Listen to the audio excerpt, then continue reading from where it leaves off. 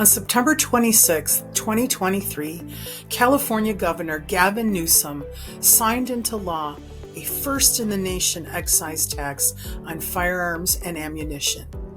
Assembly Bill 28 imposes, beginning July 1, 2024, a California excise tax on licensed firearms dealers, firearms manufacturers, and ammunition vendors at the rate of 11% of the gross receipts from the retail sale in California of any firearm, firearm precursor part, or ammunition.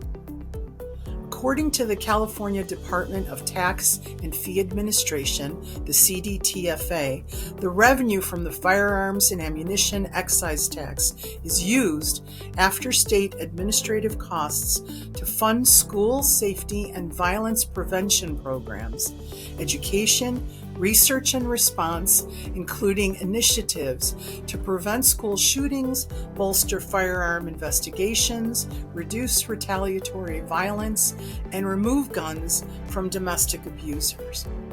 According to the bill analysis, the CDTFA estimates that this tax will result in additional excise tax revenues of $159 million in 2024 to 2025.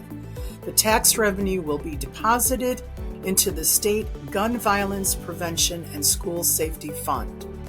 If firearms dealers and ammunition vendors choose to pass the excise tax on to their customers, the tax will result in an additional state and local sales and use tax revenue gain of up to $14 million, $6.3 million of which will flow to the general fund.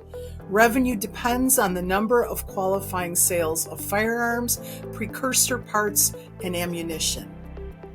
The CDTFA notes that its revenue estimate does not account for precursor part sales, sales exempted from the excise tax, or any behavioral changes in sales that may result from the enactment of this bill.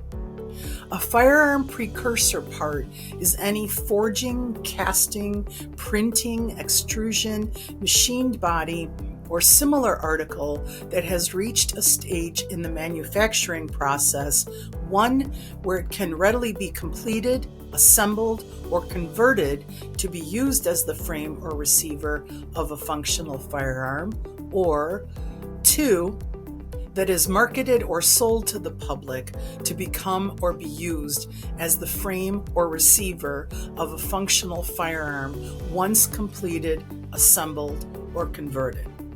There are exemptions to the California firearm and ammunition's excise tax.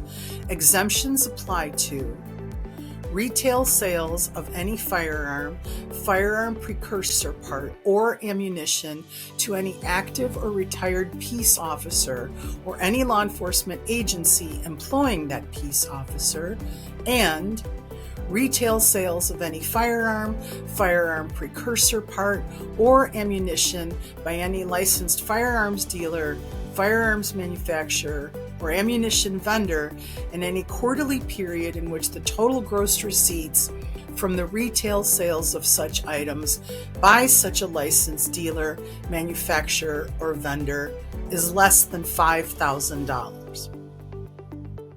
There is a federal excise tax imposed on firearms and ammunition.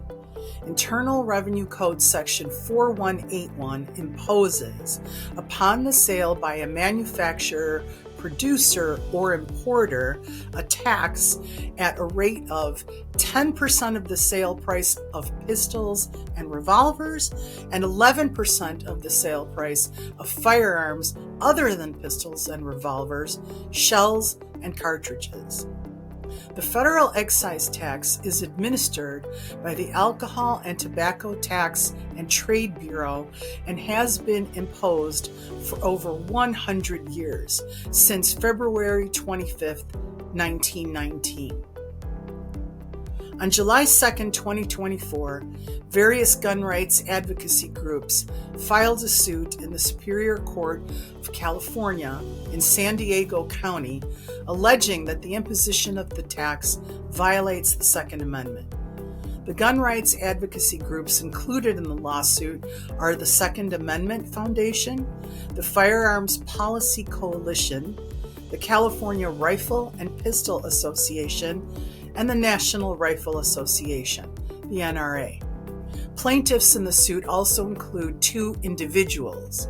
One such individual plaintiff claims that she planned to purchase a new firearm, but put off doing so due to the increased cost imposed by the tax. No matter where one stands on the issue of the imposition of a state tax on firearms and/or ammunition, 2 facts remain. 1, California was the first state in the nation to enact such a tax. And 2, the federal excise tax has been imposed on firearms and ammunition since 1919.